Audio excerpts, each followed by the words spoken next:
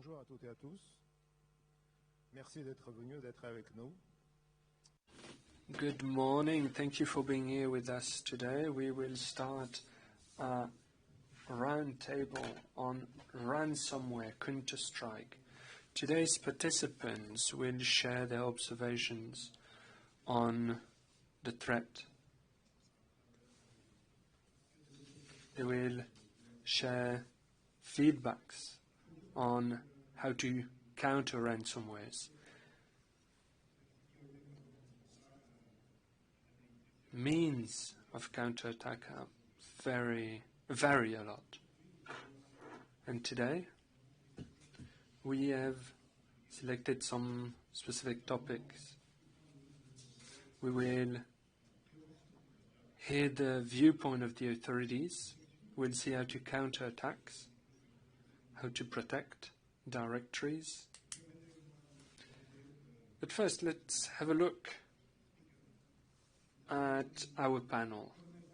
We'll have Colonel Fabienne Lopez, head of the Center Against Digital Criminalities, that is part of the C3N. Fabienne Lopez has been in the departmental gendarmerie before and is now part of the C3N.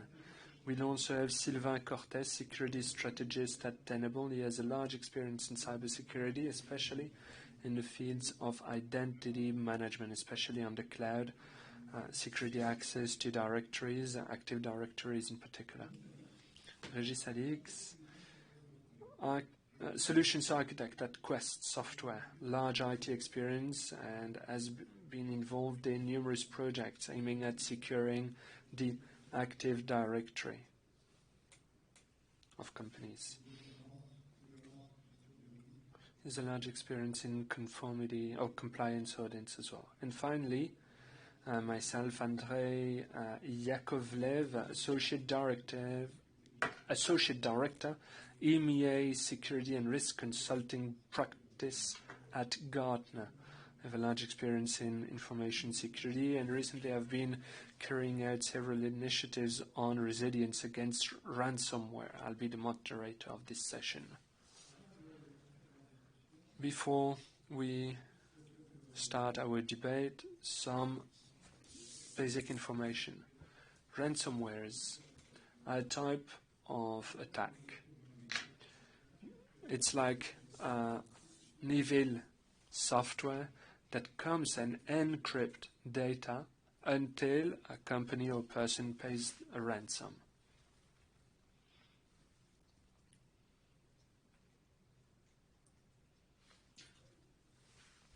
La cyberextorsion, qu'est-ce que c'est? On sait, je pense que tout le monde le sait, mais je le rappelle. So a brief reminder, a ransomware attack is an attack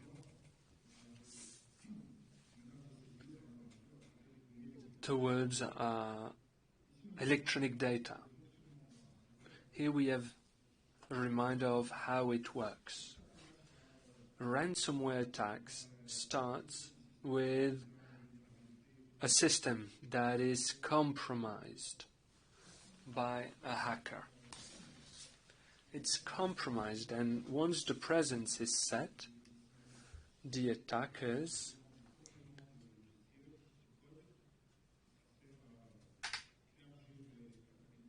increase their capabilities while avoiding to get spotted.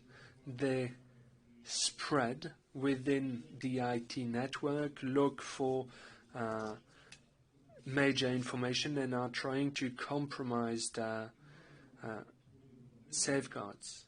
Once they have identified the proper data, they often try to encrypt the data. They also exfilter the data before they destroy the data you have. So they exfiltrate the data, they encrypt it, and threaten to use the data they stole. So they are threatening you and your customers by doing such. Obviously, when you look at this, you know what kind of means of defense you must implement. First of all, detection, obviously. Detection is key. But to protect yourselves against ransomwares, you need a systemic approach. An approach that will cover the different steps of an incident. You need to defend yourself against the whole life cycle of the ransomwares. Pre-incident, during the incident, and after the incident. What I could say is that throughout the different projects, we notice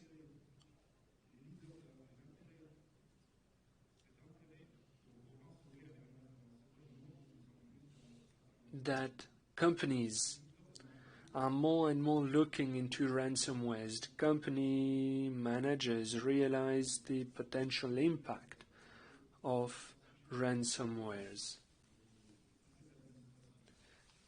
They even talk about it within boards of directors nowadays. Nowadays, boards of directors are asking for response plans and detection plans against ransomwares.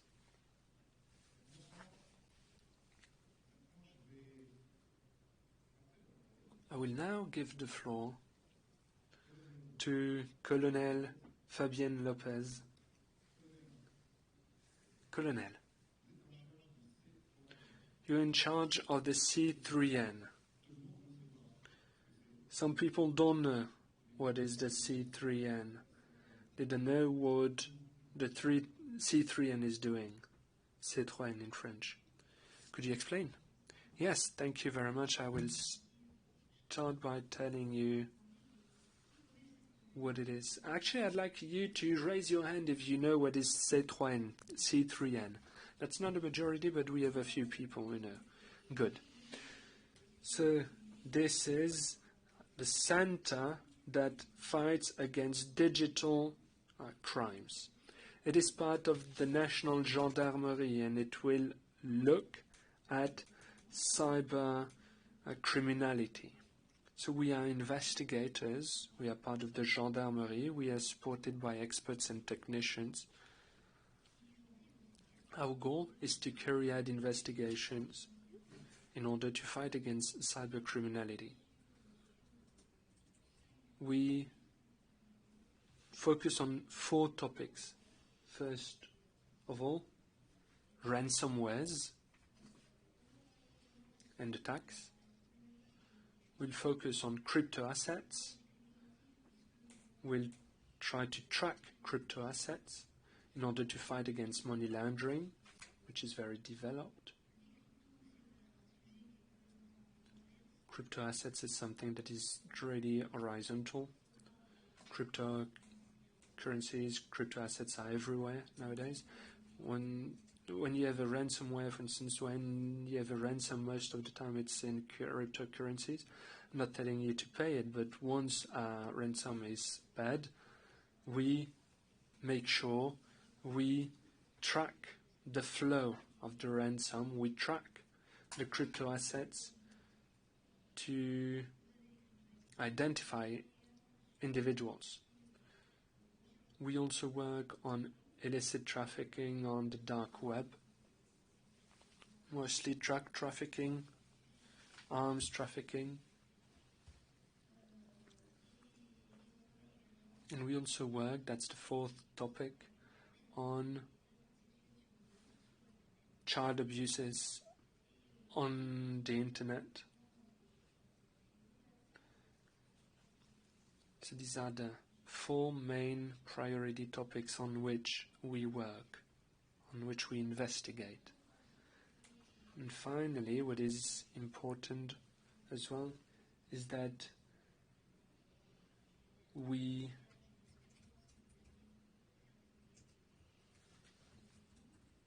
carry out large-scale investigations, and we focus on all types of crimes, swindling, fraud, and so on. That has an impact on the whole population, because the whole population can be impacted by cyber attacks. There are tools, for instance, that are being sold to steal cars very easily, so we focus on this. And as I was saying, we focus on large-scale swindlings, on the fake support services, we investigate on the tools that are used by criminals, and that help them remain anonymous. So when we manage to get rid of those tools, we can identify who are those criminals. And without those tools, we can get evidence of their actions. The C3N is not alone. Indeed, we are part of the cyberspace commanding unit of the gendarmerie. We are linked to it because the fight against cybercrime is one of the priority of our managing director, if I may say. We must be able to fight new types of crimes, including cyber crimes, and we must make sure we are ready to face any cyber crisis. I wonder from time to time if we are not already in a cyber crisis. But if the next crisis is a cyber crisis, we must be able to react and operate to recover. So this commanding unit of the Gendarmerie Nationale of France is there on the whole territory to protect the whole population. We have different investigation units, we have central units, we have the C3N, so we have investigators at different levels, at different scales, that will carry out cyber investigations. And it was very necessary to make all those units consistent. This is why we launched a national strategy, a cyber strategy. And the cyber hub, the cyber commanding unit, is there to ensure we have a proper implementation of this strategy. We'll get back to that later on, obviously. But the answer is not only a judicial answer,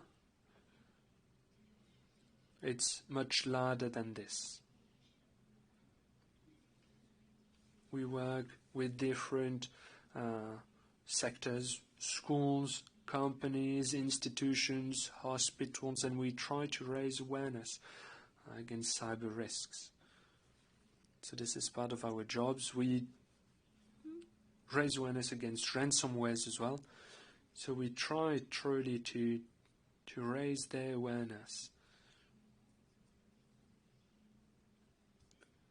A bit like we used to say 50 years ago, if you don't want to get robbed, please close your doors, close your windows, and so on. That's the type of awareness raising we do when it comes to cyber security. And success will go through awareness raising.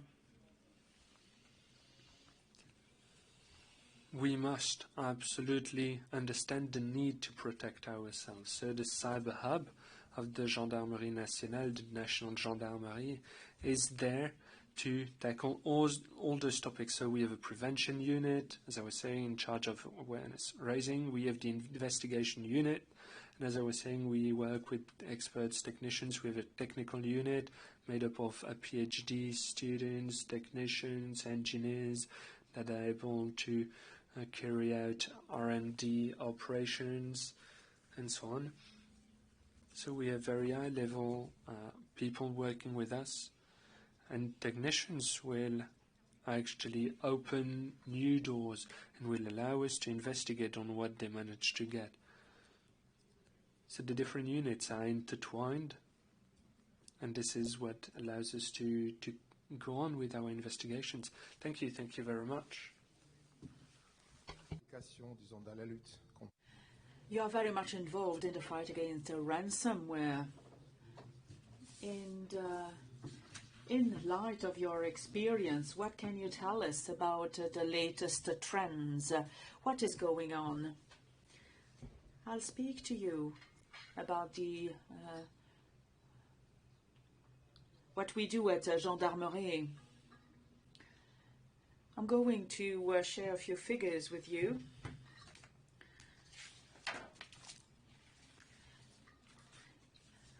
For 2020, there has been a 26% increase in the number of cyber procedures which have been registered in 2021, plus 36%. And for 2022, the preliminary figures confirm this upward trend. In cyber, the problem is that we have a significant part of victims who do not lodge any complaint. So to these figures I've just communicated, you have to add all those incidents which are not reported to us. It's only by lodging a complaint that we know the number of incidents which have taken place. Regarding cybersecurity by and large, online swindling represents the most popular phenomenon. We here talk about 77% that concern this type of event. Breach against the people and online attack, 30%, and ransomware, they only account for 1% of cyber criminality. You see here that the proportion is quite low, even though I must say that there is a lot of nuisance associated, a lot of harm, possible harm that can be associated with these ransomware. You have got two types of harm. You've got direct harm. That is to say, the company that's going to be attacked, who's going to be, completely blocked.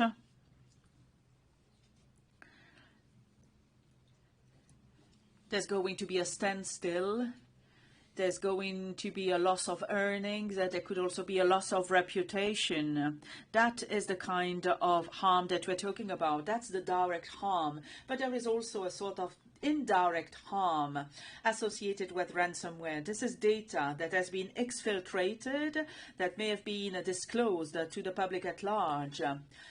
Apart from this having a negative impact on the company, this is going to be very time-consuming because the company will have to build everything back. Those data which have been exfiltrated could be used subsequently for scams. Because, if a company has to file for bankruptcy because of ransomware, it means that the people will be unemployed, they will be on the dole. It destroys the economic fabric. It constitutes a direct harm to the economic fabric of the companies that have been targeted by these attacks. So there is a lot to say in terms of indirect harm resulting from ransomware attacks. Yes, we certainly know of cases taking place in the industry where the impact from a ransomware attack has been very significant.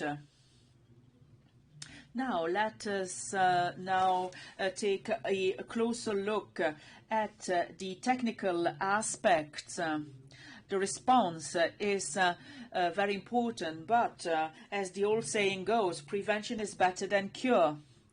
It's important to make sure that you prepare yourself properly. And this starts with the compromise of individuals, of systems, that is to say vulnerabilities. And I think that we've got here together with us someone who has inside information about what we can find across the systems of other clients. That is to say, the vulnerabilities that can be used in order to propagate the dissemination of this ransomware. So, Sylvain, I've got a question to you. Do you have any information that you can use in order to identify the most exploited, the most commonly used vulnerabilities that would be a sort of paving the way? Well, thank you very much. Good afternoon, ladies and gentlemen. Well, first things first. What are we talking about when we speak about vulnerabilities? I would say that there are two types of issues that could be exploited by an attacker or a code. Because at the end of the day, the way they work are very similar. So there are two elements that can be taken advantage of in this type of attack. You've got a vulnerability, an unpatched fault, a system that has not been updated, and the second thing is a bad configuration of the system. So you could have a bad configuration and improperly patched CVE. The attacker will certainly take advantage of these vulnerabilities. The attacker is looking for an attack path. You start from A and hoping to reach B. A could be a website, it could be a workstation, and B is the directory activity, because this is what you use in order to manage your identities in companies. And this attack path is made up of unpatched CVEs and patchy configurations. How is it exploited? It depends on the phase of the attack. Like we've seen in the diagram, but keep it simple, there are always three stages. First, you're going to compromise a machine, a Windows, a Mac, or a Linux. Second, you're going to use this as a pivot in order to start the lateral movement or the privilege escalation. That is to say that you want to spread across the other workstations, and when this is done, you move to the application server, and finally you reach the third stage, which is the identity control within the company, and this usually goes through the directory activity. Let us talk about the first phase. Very often it is unpatched CVEs that are used by the code. This applies to 90% of the time. You didn't have time to use codes, and that is what the code is going to use in order to disable your antivirus or your EDR. I must say that there are very smart techniques that can be used in order to deceive your server. So this usually is what applies to the first stage. The second stage, lateral movement plus privilege escalation and vertical movement. This is a mix of CVEs and patchy configurations. Quite obviously, the problem with CVEs is that you've got so many to patch on a day-to-day basis that at some point you need to prioritize. It is impossible to patch every CVE that you discover. We were talking with the colonel of the increase in incidents and with the number of complaints which are lodged and which only constitute the tip of the iceberg. The same applies to CVEs. If you look at the curve of CVEs which are discovered over time, this is a straight curve. This is not an exponential curve. This is a straight curve. We here talk about a steady 30% increase year on year. And then there is the last part, which is the faulty configuration of a system. Final systems that are going to be attacked, the directory activities. This is usually because of a faulty or patchy configuration. Yes, you are quite right. These are the two types of vulnerabilities that we are dealing with. A faulty configuration and the software loopholes. But how can we protect ourselves? How can we minimize the risks of the system being compromised? How to prevent against the lateral movement? Well, if you know me, you know that I'm not one who likes mincing my words. You know, I consider that the battle of initial compromise has already been lost. Whether you agree or not, fair enough. But thinking that you can ensure 100% of the system that is the workstation, it is something that I consider to be mission impossible. It doesn't mean that you have to stay put. Quite obviously, you can reduce risks. But the workstation compromise is something that we will never be in a position to fight against unless technologies are developed in the future, but this is still not the case. What should we fight against? The lateral movement or the movement taking place at the workstations level is also something that is very difficult to fight against, because very often your machines are configured in exactly the same way. You've got the same type of services that are run. You have similar passwords that can be used in order to start workstations. You have a patch policy that is the same to your workstations. So the lateral movement on workstations, well, I've got my doubts about the possibility of ensuring 100% protection of these workstations. What you should pay attention to are the attack path. What can I do in order to block somebody who infected the workstations and who want to the upper level, the application server, the web server, the printer server, for example. And then what can I do in order to block the attacker so as to prevent him from accessing the topmost level? I think that we need to focus on the attack path that makes it possible for the attacker to move from one level to the other. We might talk about it later when we talk about Active Directory. In Active Directory, we talk about a third model. We must be in a position to control the path that make it possible to go from one third to the other third. But personally, I really don't believe that we will ever be in a position to win this battle. And then the advice that we can give if we want to diminish the risk, it will be to be capable of managing patches on the original row of workstations by ensuring that we very quickly update the use of a but you know that the time of a CVE that is coming under attack is very short. We here talk about a couple of hours, while not so long ago we talk about a couple of days or a couple of weeks. This is particularly difficult to achieve, but you should at least give it a try. And then secondly, on your workstations, if you want to fight against this very first attack, make sure your users are not local administrators. I know it's easier said than done, but this will come helpful when your workstations are infected. Well, FYI, there are solutions that exist that can be a solution to you to manage this kind of problem.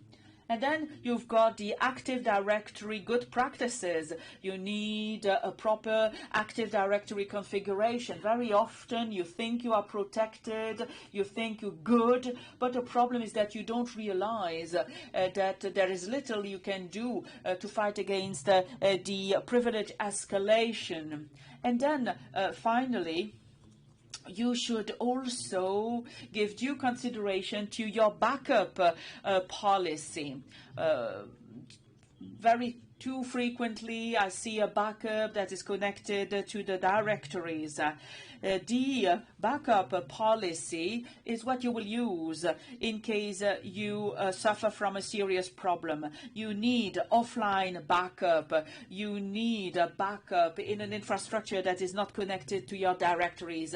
You need to perform restoration tests in labs that are not connected to your production facilities. I know it's time-consuming, it's money-consuming, but this is an absolute necessity. Thank you.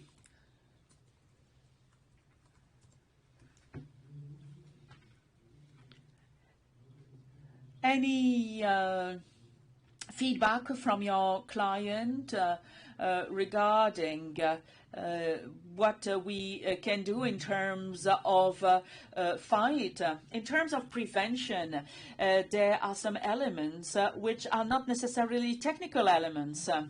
I think any organization should have put in place the means necessary to manage a crisis.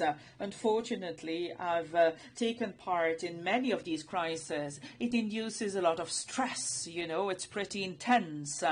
You need to be well prepared, especially if you want to react in the good condition. Before a crisis hits you, ask yourself the question of knowing which is the room that you're going to use. Do I have a 4G router because your IT system will be down? Do I have the mobile phone numbers of my staff? Do I have a binder, you know, that I've put in a safe, including valuable information such as IPs or whatever? You've got also the logistics. You must make sure that you have booked hotels and that you have booked catering services. Depending on the size of your company, this is going to require more or less means. But this should be top of mind even before you start drawing up any plan, because there is a great likelihood that this is going to happen to you. That's my first point. Second point, many organizations have to cope with the multiplication of tools and security data. We've got tools everywhere, left, right, and center. We try to do as much as we can with what we have. The problem is that these tools work in silos. The teams are going to use something, and then the workstation teams will use their own EDR platform. There are solutions that exist that you can use in order to aggregate all of these security data and tools. So look further into these solutions if you have an important number of security tools at the level of your organization. Something else? Stop adding to your SOC. Your SOC is already overstretched. It manages 1/3 of the alerts. But stop adding to it, you know, because your SOC can't take it any longer. So try to establish alerting rules that are concise, that are managed operationally, but stop adding data aggregation, report to the SOC, because it will not work, because the SOC teams will be saturated. You will run into technical problems, you will run into performance problems and staff problems, because people will leave. Last element about tools. I strongly recommend that you use a tool and that you use it as part of the philosophy in which it was created. You know, you have a tool, this is the best tool of the world, and I can do everything with it. When I started my career, I used to meet gentlemen with long beards who worked exclusively with an AS400.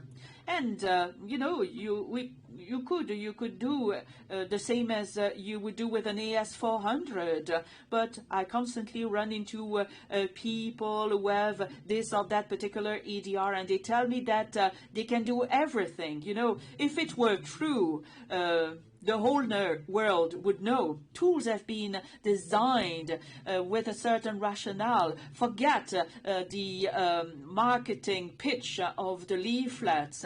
Make sure that those tools are used properly and adequately. Thank you very much, Sylvain. I must say that this is very much illustrative of the complexity of situations in which we can find ourselves.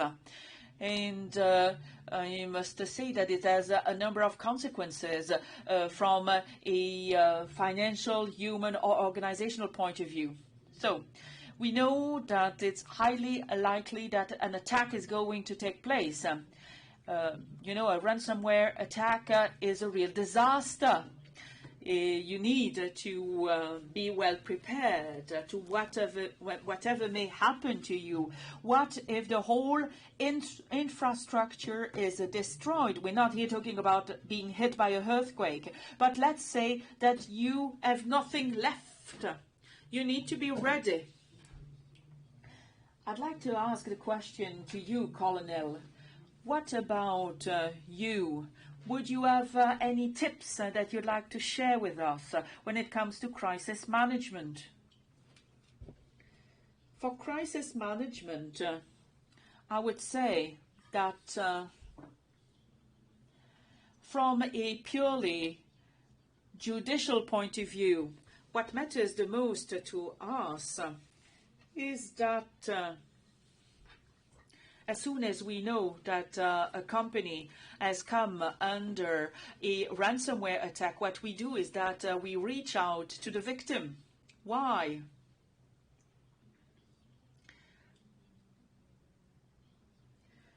Because in case of a cyber attack, you know, it's important to keep your 2 feet on the ground. Easier said than done, but usually you've got police officers who are going to come your way and reach out to the victims with a view to helping them out. That is usually what takes place in the case of an incident. Well, in the case of a ransomware attack, you know, victims can be found everywhere across the territory. Usually what we do is that we get in touch with them. It's a way of establishing the extent to which the victim can find a solution to the problem that he or she finds himself or herself in. And usually, as you rightly said, those people, they are in complete disarray. They are so much confused that they do not know what to do.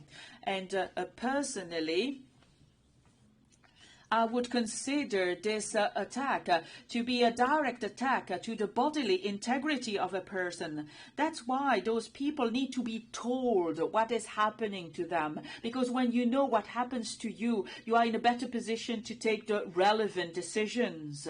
And then what is important is to be surrounded by the right individuals. It could be that you have already reached out to a remediation company, but it's important that you can rely on someone for technical assistance. So what about the provider that you can turn to ensure the remediation of your system? Another thing that I can tell you is please avoid paying the ransom at all costs, because we here talk about organized crime. You know, it would be feeding this criminal movement. So avoid paying the ransom at all costs. And then you have a number of sites. You've got Cybermalveillance, which is a website which is very interesting. It includes very valuable information. This is a website where you can find all of the information that you are looking for. And then I've got an excellent technician sitting next to me, and I certainly wouldn't want to tread on your toes. But you should stop the propagation, stop the spread, disconnect the network of infected machines from the attack that has taken place. prevent from paying the ransom, turn to technical assistance as soon as possible and then report your incident. You need to report it to CNIL or ANSI, which could also be very supportive and give you good tips. And what is also important is for you to know that you can rely on your backup so that you can reboot the system, even though it's in a downgraded mode. But it will nevertheless give you the possibility of reinstalling the system and to run your system. But as I told you earlier on, victims, when we get in touch with them, they are over the moon because then we can tell them what to do. But very often they are so much in a hurry that they've got so many things to do that they don't find time to come to us to file a complaint. We try to gather in as much information as possible by phone, such as the ransom note, so that we can identify the strain of a ransomware. But I think that the most important thing to do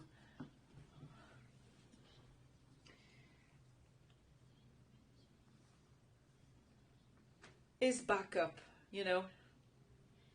Backup is really crucial. We had another case last week where the factory had to shut down. We have attackers who refuse to reduce the level of ransom, and the company will have to shut down. There's nothing working. There is nothing they can do simply because they cannot rely on any sort of backup. Maybe you, Sylvain, could give us a more technical answer. But I think it's important. You should make sure that you have someone come to us to file a complaint. This is really something very important for us. We will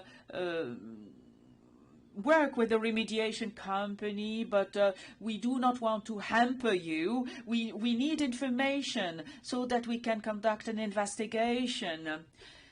Usually, people thought that nobody is ever arrested because they've perpetrated a ransomware attack. This is now a thing of the past. We can now arrest these attackers, but for this we need information, and for this we need you to file a complaint. I couldn't insist enough on this. Well, we've heard you loud and clear. Thank you. Thank you very much, Colonel. And I think that we're now going to move to the next stage in the crisis. What if you have to restore the system? What happens when you have to reboot the most important, the most urgent, the most critical business systems? But for this, you need to reboot the infrastructure. And as we've seen, the cornerstone are the directories. So I'm going to ask the question to Régis. When it comes to restoration, the restoration of directories, and more particularly the Active Directory restoration, do you have any feedback that you can share with us? Any tips coming from clients? Well, thank you very much, Andrei, for this question. We do have feedback. The Active Directory, as you've heard from Sylvain, is an essential component of the infrastructure insofar as it includes all of the identities. This will be the component that will be attacked first in order to have control over your environment. In case of a ransomware attack, your Active Directory will be destroyed to be a nuisance to you, because the less Active Directory activities you have, the more likely you will be to pay the ransom.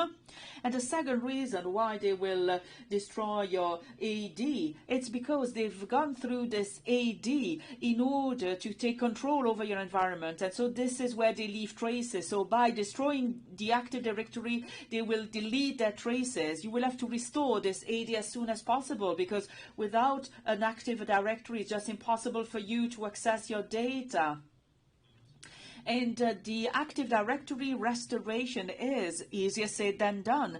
Microsoft edited a procedure for Active Directory restoration. This is a time-consuming and very complicated procedure. It is available from the Microsoft website. This is freely accessible. But this is time-consuming and very complicated. It also depends on the distribution of your Active Directory. The more controllers, the more sites, and the more domains you have, the more complicated this is going to be. And because this is complex, it's going to take time to restore the Active Directory. During this time, your IT won't be running. Andre, could you please show my slide? I've got a couple of examples. So this has been measured during real-life tests of Active Directory restoration. You've got the bank with an AD of 44.5 gigabyte. It took 7 days for AD recovery. A telco company, it took 3 days, but the AD was smaller. An insurance company, well, this one is quite specific. It wasn't a test.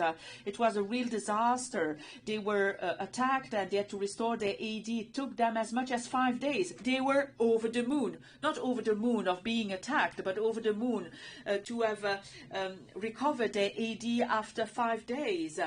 They tried to, so they spent time at Microsoft testing the AD recovery procedure, meaning to say that when they were attacked for real, they were very happy because they knew what they had to do rapidly, and they achieved their AD restoration in 5 days. Then you have a German company with a much bigger AD, and it took them 6 days to achieve AD recovery. So this indication of the number of days is way too long because in the meantime the whole company comes to a standstill. The idea is to make it happen as fast as possible. I don't want to overwhelm you with figures, but the 7 days of the bank, this resulted in 4 hours, between 7 days and 4 hours. We talk here a possible loss of earnings that is a completely different magnitude. I don't have any figure for the insurance company because it was a real disaster, so there wasn't a second pass. And the German company, rather than 6 days, it took 4 hours after we used specialized tools for AD recovery. I know some customers realize how complex Active Directory recovery is and try to make some homemade solutions. Maybe a comment on that in comparison with the tools that are available on the market. And Sylvain, the colonel, were talking about backup policies, and we're saying that the backups must be functional. If you don't have a backup, it's over.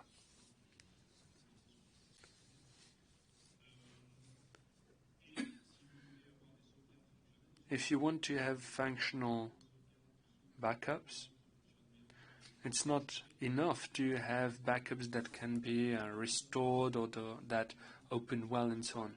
You must be able to recover them. Indeed, the attackers, they know you have backups. They don't want you to be able to recover thanks to the backups. Therefore, they want to destroy the backups. Backups are the key target of ransomwares. They will identify your backup servers and destroy them.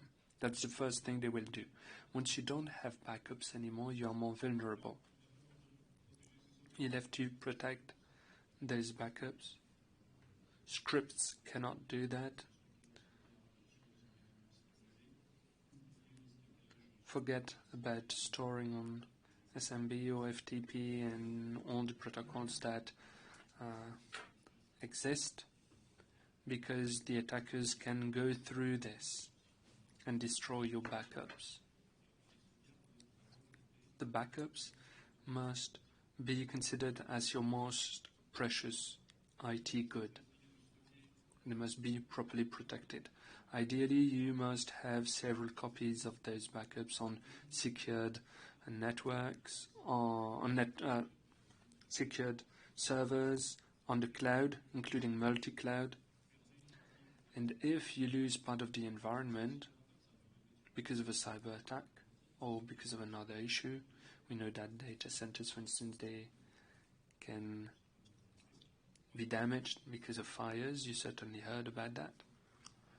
If you have an environment, you must have a possibility to recover your backups and to retrieve your data. I work a lot on Active Directory, so it has to be even more protected than the rest.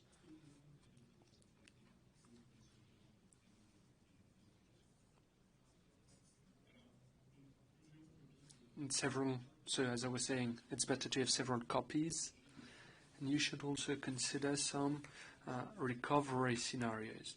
It's not enough to have the data. You must consider how you can restore and recover the data. We were talking about the Active Directory. You have a distribution, some activities, and so on. At some point, you may want to recover your Active Directory the way it was before, but for that, you will need to look at the environment and the infrastructures you had before. But it may have been destroyed. It's easier to restore and recover on the previous infrastructure, obviously, but it's not always possible. Maybe you will prefer restoring on a cloud infrastructure if you've lost your on-premises infrastructure. So in any case, you need to know what is the worst case scenario and consider several options, several scenarios. When the attack is happening, when you have a ransomware, obviously you are panicking. You cannot take a step back, prepare different scenarios and so on. This is why you need to prepare them upstreams, consider what kind of disasters could happen and draft your plans depending on that. And you would use the scenario that fits best your situation in case of a ransomware. Obviously the scenarios, you must test them. It's good to design, draft them, but test them, check their feasibility, check whether you can improve them, what's the lead time. If the time you take to recover is not acceptable, try to improve your scenarios, make your scenarios evolve, also depending on your environment. Make your scenarios available. Indeed, all the teams that will be in charge of recovering the AD, all those teams, they need to have access to the scenarios. They must know the scenarios. All the teams must know about the scenarios you've designed and the way you intend to implement them. When designing the scenarios, don't forget that if you recover in an identical way, you are restoring the attack pathways, would allow the attackers to get into your system. You don't want that. You want to avoid getting reinfected immediately, and it happens quite often. You have companies that restore the data, but they restore their vulnerabilities at the same time, and they get attacked once again. Ransomwares, they are distributed before they are executed. Therefore, if you have the ransomware that is recovered, there you go again for a new attack. So try to consider how you can avoid being reinfected. This is very important. Don't forget as well that we are talking about AD on premises, but don't forget the Azure Active Directory through which you may have been attacked. the Azure Active Directory may have been at risk. So don't forget to look at the Azure Active Directory, what happened out there, and maybe recover it on a sound version.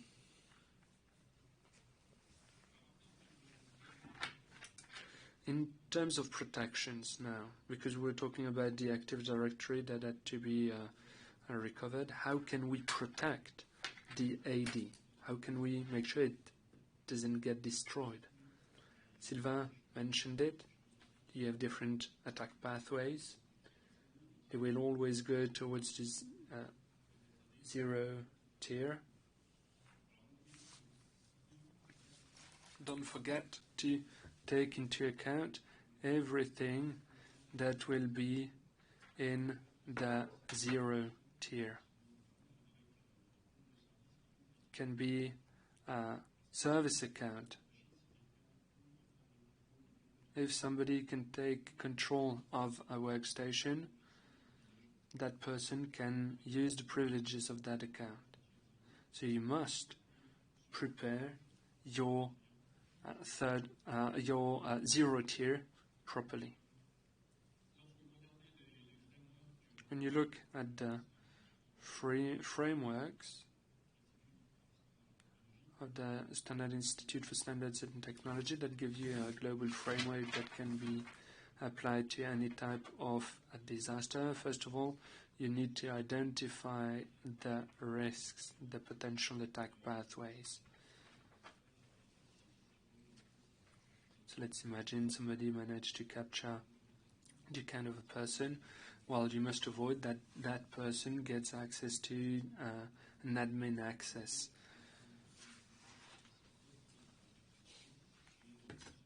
So make sure that the admin rights are properly granted to some people, not to everybody, because it creates even more vulnerabilities, and attackers, they can have that privilege escalation that Sylvain was telling you about. And at some point, with this privilege escalation, the attacker can get access to the AD. So try to protect as much as you can your environment. Try to avoid the attack pathways. They are in a pyramid. They always go towards the tier 0, towards the highest level.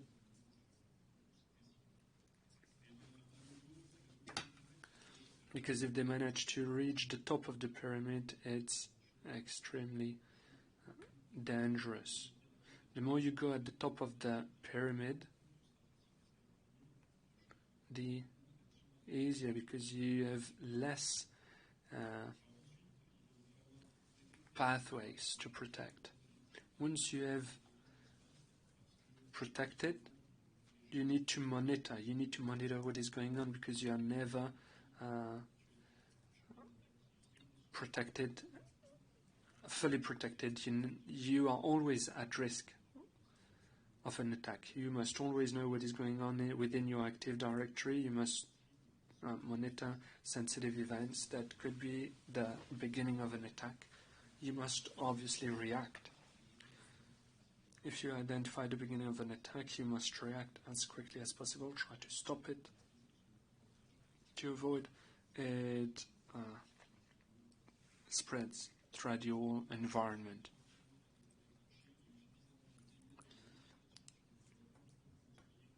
Because sometimes, even without a ransomware, attacks can impede you from working. Sometimes the attacks, they do so much damage to the environment that you have to recover it. So even without a ransomware that is launched, you may have to launch a full-scale recovery. And finally,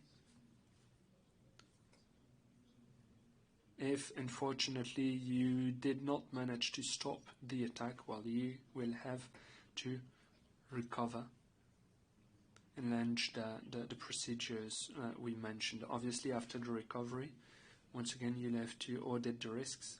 It's not enough to say, okay, we've recovered, we're good, let's go. No, you need a new risk audit and do it again, meaning identifying, detecting, protecting, and so on. It's a cycle. It never ends.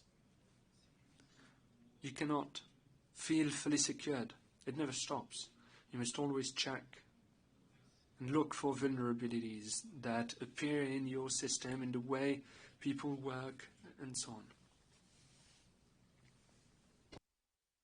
Thank you very much, Régis. I realize that we are reaching the end of the meeting. It's 4:30. Maybe we can have a few questions and answers before we conclude. So we've been talking a lot about prevention, recovery.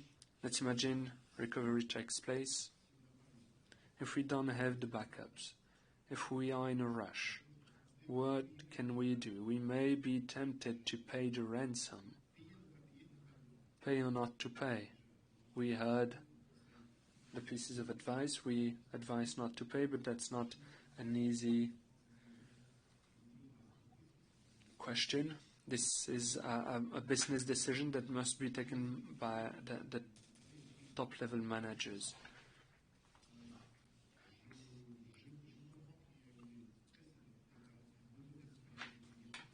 There's been some feedback from customers that paid. Régis, anything you'd like to share with us in that regard? Well, first of all, I'd like to say that obviously we don't recommend you to pay. Be it at Quest or any other company, paying is not the solution. Indeed, you are funding organized crime, and that's not by paying that they will stop. However, there's a study from Cyber Group that says that 63% of the victims are paying the ransom. 28% never retrieve the data out of the 63%. So paying doesn't mean you will get your data back. Paying, well, actually you pay when you are desperate, when you have no other solution. Moreover, paying to retrieve data that have been encrypted doesn't give you any guarantee that the data they've given you back, they won't encrypt them again. You have no guarantee you will truly get the data back. You are talking to thieves, so to speak, so it's difficult to trust them. We have a customer that I will not name, obviously, that considered negotiating while trying to recover the data. So the customer decided to try both negotiating with the attackers and recover the data. To start negotiation, you have to go through an intermediary, because you have some companies that are specialized in negotiation. You don't go directly, you don't talk directly to the attackers. And it can be pretty useful, indeed. First of all, if you have a page that tells you you've been hacked, you need to click on this link and send us X bitcoins and so on. Once you click on the link, the attackers will know when you've seen that, and they will put pressure on time. They will set a chronometer. They will know when you've been blocked, and they will try to use this against you. And the global feedback of the customer says that it's really weird to have to negotiate to get your own stuff back. It's a bit of a crazy idea. Despite the situation, we advise you to stay calm, because hackers are very proud, so you don't insult them and so on, because it could increase the price of their ransom. Most importantly, make sure you talk to the right group of hackers. Don't negotiate with the group that did not attack you. Ask for a key to make sure you can indeed get back some of your data. This way, you will see whether this is the right hacker or not, and you will see whether you can recover the data very quickly. The client, for instance, that was negotiating, decided not to pay the ransom because the key that was given by the hacker was allowing him to retrieve the data slower than the recovery plan that had been implemented. You know, the hackers, they are in a rush too, because the authorities and so on are doing their best not to let them stay free. When they use ransomware as a service, they also have costs. They have to get money. They have their own financial issues as well. They want it to go as quickly as possible, so you can try to make it last. It's a psychological game. We were talking about factories that were shut down because of a ransomware attack. Obviously, it can be negative for companies as well. You can also look at the exchange rates of cryptocurrencies, because it changes a lot. And the intermediaries I was talking about, well, when you start negotiation, you have to pay them whether you pay a ransom or not. So let's imagine you pay, you get, if you pay, you need proof that double extortion will not be happening, that they will not ask you more money to avoid using your customers' data. It's impossible to have such guarantees, even if they show you some pieces of evidence. Obviously, you know that if they destroy one copy, they may have another one, and so on. The fact of paying a ransom never guarantees you that they won't use your customers' data. It's never a solution. You always have to risk not to retrieve your data anyways. Thank you. Thank you very much. I believe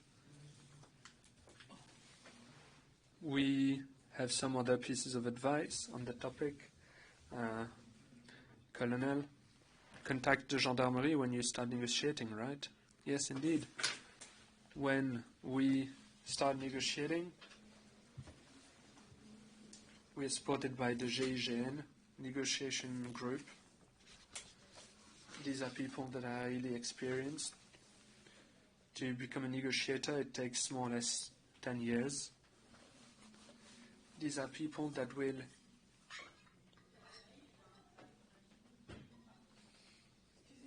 apply the psychosocial knowledge they have to hackers. I would say that most of the time, or pretty much all the time, it works rather well. As you were saying, they are in a rush. Hackers are in a rush. GIGN manages to make them wait for several days. And indeed, the goal of the negotiation at first is to save time. Save time for the victim so that they can restore their system and avoid paying the ransom, because people, they pay the ransoms when they have no other solution, when they risk going bankrupt. If a company has the means to recover, well, the GIGN is there to make them save some time. And in terms of investigation, as I was saying, it's very helpful. It allows us to determine what kind of organized crime structure we are facing. And sometimes we even manage to get some technical elements to identify the hackers. And then sometimes the company is forced to pay the ransom, and the GIGN had very good results and managed to significantly reduce the ransoms. So it's not the primary mission, but the negotiating body is capable of negotiating pretty well with the hackers. The goal is to save time and to reduce the ransom amount. The GIGN can take action throughout the territory of France. They are training some regional units to ransomwares so that we can offer negotiating solutions at the regional level. At the C3N, we also have cyber investigators at the national and regional level, and we work with the GIGN and companies. So we work together on ransomwares. Thank you very much, Colonel. I see we are way beyond schedule. Maybe a Q&A, says the speaker, even if we are very late.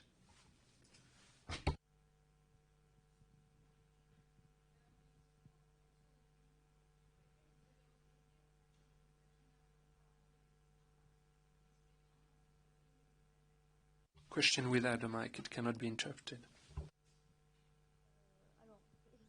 La question sur quel pays avez-vous travaillé avec d'autres pays? Have you been working with other countries? Yes, indeed, this is not a topic we tackled.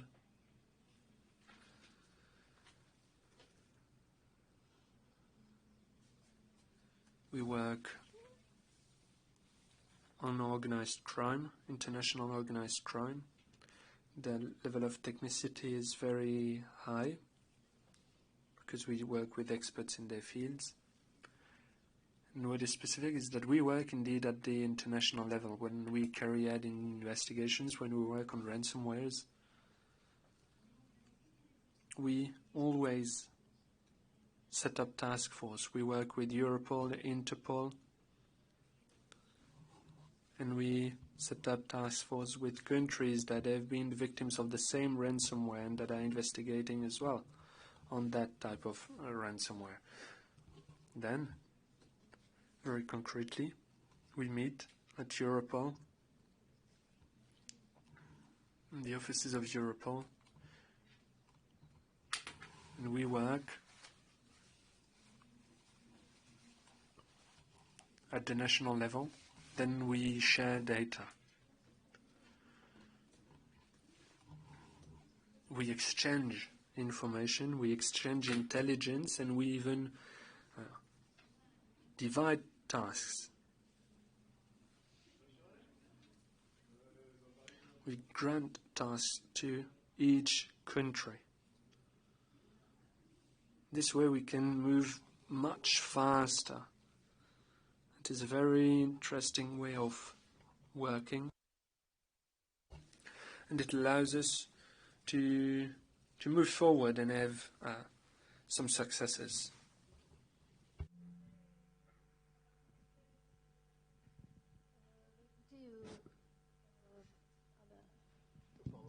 Oui, peut-être que la question d'origine était vis-à-vis de l'attribution, en fait.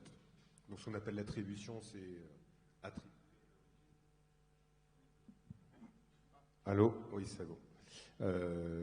Attribuer, on va. So you also work on identifying the origin of an attack. I won't talk about it too long. You can come and talk to me on our stand at Tenable, but identifying the origin or tracing the origin is very difficult. We know that some mafias in Asia, for instance, are operating physically from other Asian countries. It's the same with ransomwares and so on. You have more and more uses of ransomware as a service, the use of C2Cs, control servers. Well, you cannot trust the geographical area. Therefore, the tracing of the origin is a true specialty. You have some people that are working on this, but this is very complex. Merci. D'autres questions?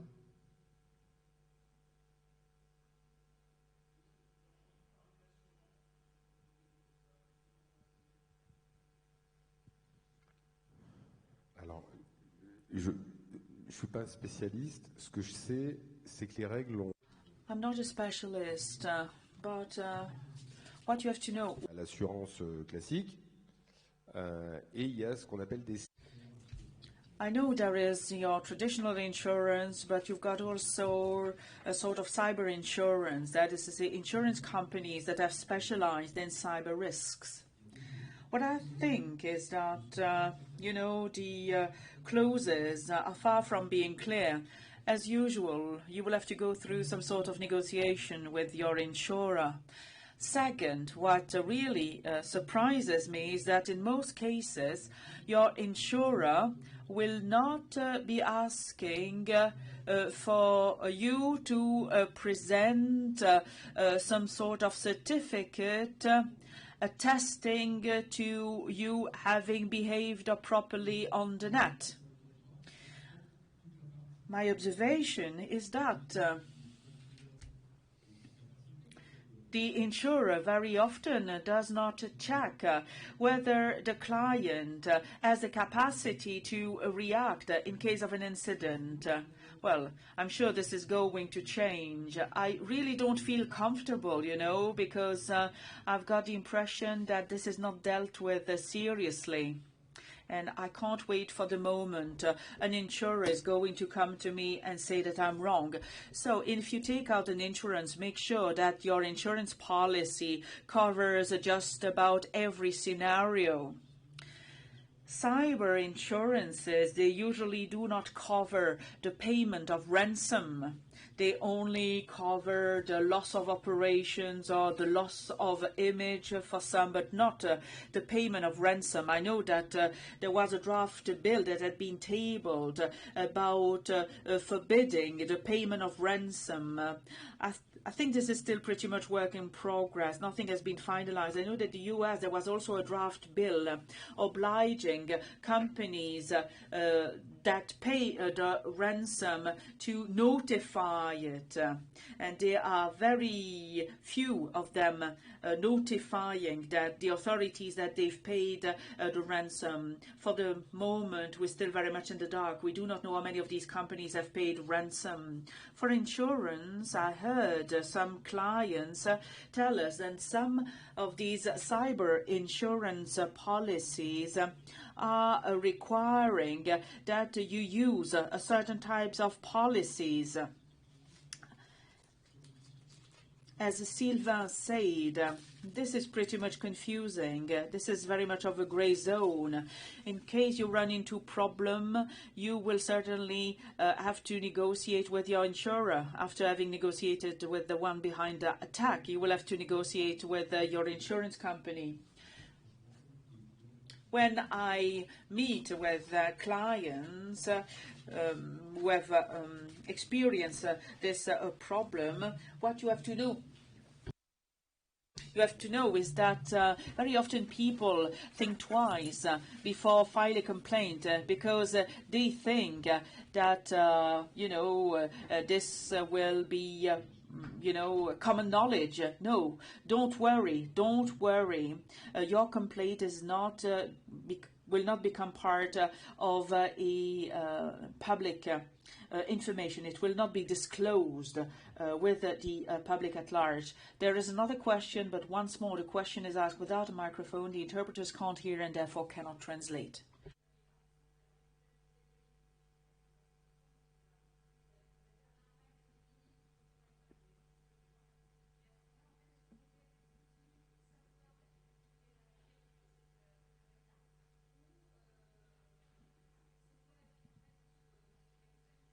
En fait, l'enquête se poursuit tout simplement. The investigation continues because, initially, at the Paris prosecutor's office, you've got magistrates who are specialized. They have a national jurisdiction. As soon as we know of a ransomware attack, whether it took place in Bordeaux, Lille, Paris or Marseille, those Paris-based judges will ask for the matter to be referred to them. Everything is centralized in Paris. It tends to show that this is a matter that is dealt with very seriously at the level of the highest ranking jurisdictions.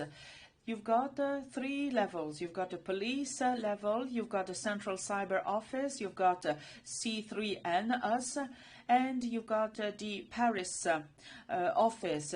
You've got three different offices managing the ransomware attacks, and depending on the strains of ransomware, it's either one or the other of the offices that will be referred the case. The Mahobit family that I was telling you about is not one family. We here talk about in as much as 50 victims. If one of the victims pays the ransom, the investigation will continue because we will try to trace all the way to the individuals who have used this strain to perpetrate the ransomware attack. And since the ransom has been paid, this is going to be something that we're going to use. We're going to trace the path of the cryptocurrency, because very often the ransom is distributed across different portfolios. And what we see is that this is logically distributed. And it happens that we can all the way up to the individuals. We know it also involves work with the network of hackers. There are different techniques, but the investigation continues. It's not because the ransom has been paid that it's game over. No, because an infringement has been made. Thank you very much. Well, ladies and gentlemen, I'm going to bring this round table to an end. I must say that we've certainly talked about the scope of the threat. The participants told you about their experience and the feedback they got from clients. What I would say is that a disaster response plan is not enough, especially given the potential impact, because we here talk about the possible destruction of the environment. And this is something that will be well thought of. There is a need to revisit the continuity strategy and the recovery strategy, because we're here talking about possible new disasters that had not been planned for in the business, in the disaster recovery plans. The decision to pay or not to pay the ransom is extremely complex. This should be dealt with on a case-by-case basis, but you should involve management from the company, the senior managers from the company, and then don't forget that the authorities are there and that they can certainly help you. They might not necessarily help you solve your IT problem, but they will certainly help you fight against this threat. And I would like to thank the participants. Thank you very much to our Colonel, Fabienne Lopez, Sylvain Cortez, Régis Alix, and I wish you well. And all I wish for you is to be fully prepared in case you have to deal with a ransomware attack. Thank you very much.